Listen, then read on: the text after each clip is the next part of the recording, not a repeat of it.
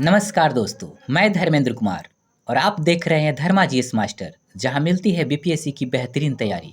दोस्तों, आज हम जीएस 2 के अंतर्गत इकोनॉमिक्स और ज्योग्राफी सेक्शन से 68 बीपीएससी और 69 बीपीएससी के शॉर्ट प्रश्नों के ट्रेंड को देखकर हम पेपर सेट करने वाले की सोच को समझने की कोशिश करेंगे और उसी आधार पर 70वीं बीपीएससी के लिए 13 संभावित शॉर्ट प्रश्न को देखने का प्रयास करेंगे, जो आपके लिए मोस्ट मोस्ट इम्पॉर्टेंट होगा। दोस्तों, हमारा जो आप एक लाइन में हम यदि आपको बताएं तो हमारा इस क्वेश्चंस अर्थात 13 क्वेश्चंस जो हमने सेट किया है, इसके पीछे दो ही आधार था। एक पेपर सेटर की सोच अर्थात उसके प्रश्नों के माध्यम से उसकी माइंड को रीड करना, और दूसरा पिछले प्रश्नों का आधार अर्थात 68 प्लस 69। ये दो आधार पे हमने आपके लिए 13 शॉर्ट प्रश्न को गेस किया है, और यदि आप इसको कर लेते हैं तो आप यकीन मानिए कि 99% आप सुरक्षित रहेंगे। तो सबसे पहले चलिए देखते हैं 68 और 69 बीपीएससी प्रश्नों का विश्लेषण। आप इसे जरूर देखेंगे, आप सीधा प्रश्न के ऊपर मत चले जाइएगा, वरना आपको समझ में नहीं आएगा। क्योंकि एक बार जब आप ट्रेंड को समझेंगे तभी जाकर आप प्रश्नों को भी समझ पाएंगे, और यह आपके लिए बहुत बेहतर होगा। तो चलिए देखते हैं पहले। अब देखिए, हमने पहले विषय इधर दे दिया है और इधर प्रश्न संख्या। तो देखिए, लॉजिस्टिक और नवाचार वाले सेक्शन से आप देखेंगे 2 प्रश्न आया था। आप इस चीज़ को यहाँ समझ लीजिए कि हमने 10 प्रश्न 68 प्लस 69 5 प्रश्न प्लस 5 प्रश्न इक्वल टू 10 प्रश्न, 10 प्रश्नों को मैंने डिवाइड किया है। जब विश्लेषण हमने किया तो 68 और 69 दोनों पेपर को मिलाकर, तो आप यहाँ 10 प्रश्नों के सिलसिले में देखिएगा, 5 प्रश्नों के सिलसिले में नहीं। आप चलिए देखते हैं। अब देखिए, सेकंड नगरीकरण और क्षेत्रीय विकास वाले सेक्शन से 2 प्रश्न आया था। अब देखिए, मानसून और जलवायु वाले सेक्शन से 2 प्रश्न आया था। अब देखिएगा, डिजिटल डिवाइडेड एवं तकनीक वाले सेक्टर से 1 प्रश्न आया था। अब देखिए, ऊर्जा और पर्यावरण वाले सेक्शन से आप देखेंगे 1 प्रश्न उन्होंने पूछा था। पर्यटन और अर्थव्यवस्था वाले सेक्शन से आप देखेंगे तो 1 प्रश्न उन्होंने किया था।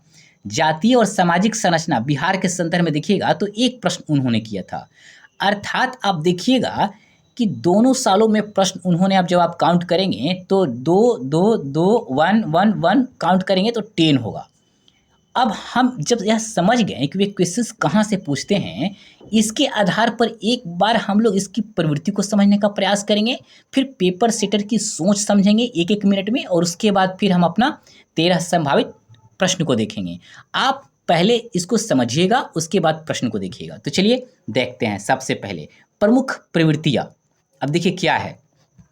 अब देखिए, इकोनॉमिक्स और ज्योग्राफी वाले सेक्शन में आपकी प्रवृत्ति क्या है, तो बिहार से संबंधित सामाजिक और भौगोलिक प्रश्नों की निरंतरता है। अब क्यों? इसलिए कि राज्य की विशिष्ट समस्याएं, विकास असंतुलन, पलायन, बाढ़ सुखाड़ जैसी स्थितियां लगातार चर्चित और एक प्रकार से परीक्षा के दृष्टिकोण से प्रासंगिक भी रहती है, इसलिए। अब देखिए, सेकंड समसामयिकी नीतियाँ जैसे गति शक्ति योजना। देखिए, अटल इनोवेशन मिशन, इसको समझिएगा, AIM का फुल फॉर्म होगा अटल इनोवेशन मिशन, और डिजिटल डिवाइडेड पर केंद्रित प्रश्न है। क्यों? क्योंकि ये योजनाएं भारत के विकास मॉडल और नवाचार नीति के केंद्र में है।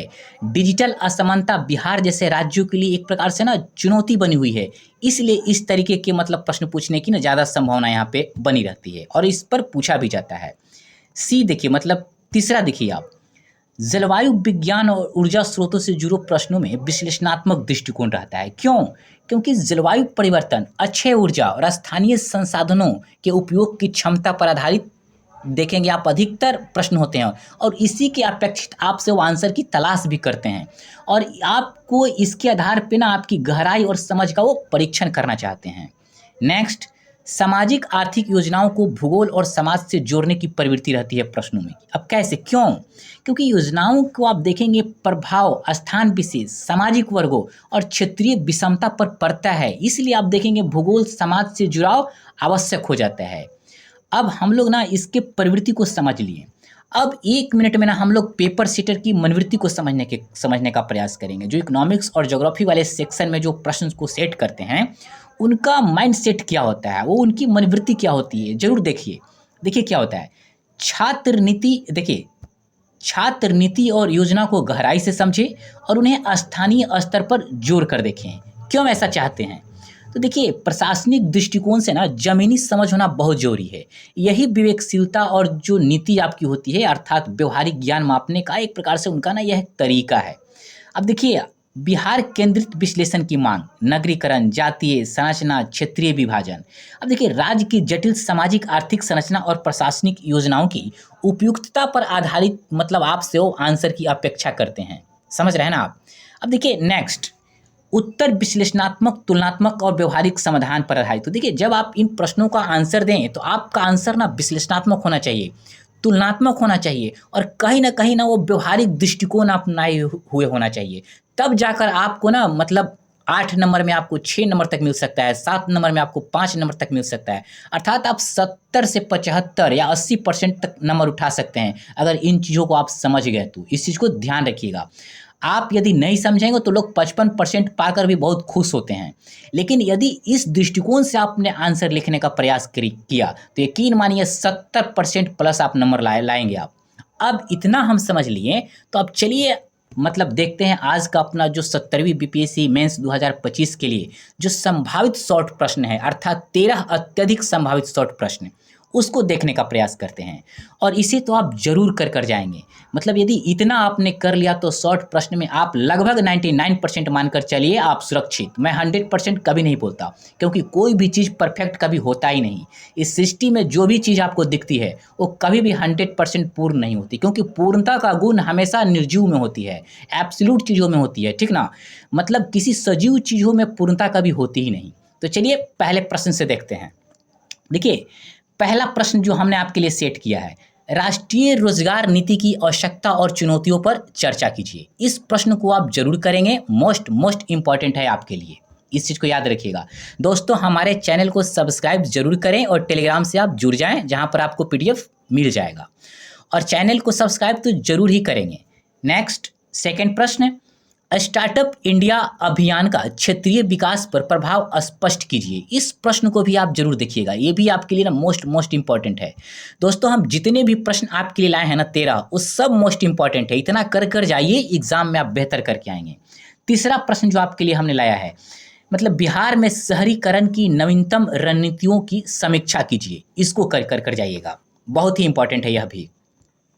नेक्स्ट चौथे नंबर का जो प्रश्न है, गति शक्ति योजना एवं भारतमाला परियोजना भारत की लॉजिस्टिक क्रांति की रीढ़, इससे रिलेटेड प्रश्न को जरूर कर जाइएगा। मोस्ट इंपॉर्टेंट है, इस चीज़ को याद रखिएगा। इस पॉइंट को एक बार और सुन लीजिए, गति शक्ति योजना और भारतमाला परियोजना भारत की लॉजिस्टिक क्रांति की रीढ़ है। इससे रिलेटेड प्रश्न आपके पूछे जाने की मतलब इससे मतलब रिलेटेड प्रश्न आने की काफ़ी ज़्यादा प्रबल संभावना बनती है, तो इसे जरूर करेंगे आप। पांचवा प्रश्न जो आपके लिए मैंने लाया है, मतलब लाया हूँ, देखिए सुनिए उसको। अब देखिए पांचवा जो प्रश्न है, मिलेट मिशन 2023 और भारत की खाद्य सुरक्षा नीति का विश्लेषण कीजिए। अब देखिए मिलेट मिशन क्या होता है, बहुत लोगों को लग रहा होगा मिलेट मिशन क्या है। तो देखिए मिलेट मिशन एक सरकारी पहल है जिसका उद्देश्य छोटे अनाजों जैसे बजरा हो गया, ज्वार हो गया, रागी हो गया, इसकी खेती और उपभोग अर्थात बाजार उपलब्धता को बढ़ावा देना है। आप समझ गए, इसलिए मोस्ट इंपॉर्टेंट हो जाता है ये प्रश्न, इसको जरूर कर जाएंगे आप। छठा प्रश्न जो हमने आपके लिए मतलब लाए हैं, देखिए जलवायु परिवर्तन और भारत में असमान वर्षा वितरण का प्रभाव समझाइए। मोस्ट इंपॉर्टेंट है, याद रखिएगा, इसको जरूर करेंगे आप। सातवां प्रश्न जो मैंने आपके लिए बनाया है, देखिए भारत में स्वच्छ ऊर्जा परिवर्तन की दिशा और उसकी व्यवहारिकता, इसको भी जरूर करेंगे, मोस्ट इंपॉर्टेंट है। मतलब आप सबको मोस्ट इंपॉर्टेंट ही समझिएगा। आठवां प्रश्न जो मैं आपके लिए लाया हूँ, इसको ध्यान दीजिएगा, भारत में डिजिटल समावेशन के प्रयास और चुनौतियाँ, इसको भी जरूर कर जाएंगे यदि आपने पहले जितना भी तैयारी कर रखी है। लेकिन यदि आप इन 13 टॉपिकों को तो छोड़ कर जाइएगा ही मत, क्योंकि इतने बेहतर तरीके से इसको तैयार किया गया है और बहुत सोच विचार कर कि आपकी परीक्षा के लिए बहुत उपयोगी होगा। 9वां प्रश्न, अंतरिक्ष और समुद्री अर्थव्यवस्था में भारत की रणनीति का मूल्यांकन कीजिए। इसे भी जरूर कर जाएंगे आप। अब देखिए 10वां प्रश्न जो मैंने आपके लिए बनाया है, बिहार के भौगोलिक विभाजन और उनका सामाजिक आर्थिक प्रभाव से रिलेटेड, इसको भी आप जरूर कर लेंगे। ज़्यादा टाइम नहीं लगेगा आपको, एक प्रश्न को बनाने में ना आपको ज़्यादा से ज़्यादा 20 मिनट 15 मिनट टाइम खर्च होगा, इसको जरूर करेंगे। अब देखिए 11वां प्रश्न जो आपके लिए 11 नंबर का प्रश्न, तो चलिए उसे देखते हैं। अंतर्राष्ट्रीय पर्यटन में भारत की भूमिका और संभावनाओं पर विचार कीजिए। यह भी आपके लिए ना मोस्ट इंपॉर्टेंट प्रश्न है। अब देखिए 12 नंबर का प्रश्न आप देखिए, बिहार में महिला उद्यमिता को बढ़ावा देने के लिए योजनाओं का विश्लेषण कीजिए। इसे भी जरूर करेंगे, मोस्ट इंपॉर्टेंट इस बार के लिए। 13 नंबर का प्रश्न और आज का अंतिम, जनसंख्या नियंत्रण नीति, आवश्यक सुधार और सामाजिक जागरूकता का महत्व। इस संदर्भ में आप प्रश्न को जरूर कर जाएंगे। दोस्तों यदि आपने इन 13 प्रश्नों को कर लिया तो यकीन मानिए कि आप इस सेक्शन में, मतलब ज्योग्राफी और इकोनॉमिक्स वाले सेक्शन में आप सुरक्षित रहेंगे शॉर्ट क्वेश्चंस के दृष्टिकोण से। इस चीज़ को आप विश्वास करिए। और आप यदि इतना कर लेते हैं तो इसके आधार पे आप लॉन्ग क्वेश्चंस का भी आंसर दे सकते हैं। बहुत सारा ऐसा क्वेश्चन हो सकता है कि इसको लॉन्ग क्वेश्चन के रूप में भी आपसे पूछ ले, बट शॉर्ट क्वेश्चन के दृष्टिकोण से आप पूरी तरीके से सुरक्षित हैं। किस सेक्टर में? इकोनॉमिक्स प्लस ज्योग्राफी, याद रखिएगा, इस चीज़ को ध्यान रखिएगा। और मैं शॉर्ट क्वेश्चन की बात कर रहा हूँ। आज हमने आपके लिए GS1 और GS2 दोनों का मतलब सेक्शन से जितने भी शॉर्ट क्वेश्चन थे हमने सभी को करा दिया। मैं आपके लिए जो करंट अफेयर्स का शॉर्ट क्वेश्चन जो हमने कराया था और हिस्ट्री का, उसमें 5-5 क्वेश्चंस को मैं और ऐड करूँगा। एक वीडियो में ही मैं ला दूंगा करंट अफेयर्स का 5 शॉर्ट और 5 हिस्ट्री का, जिससे ना आपसे वो बच नहीं पाए शॉर्ट क्वेश्चन।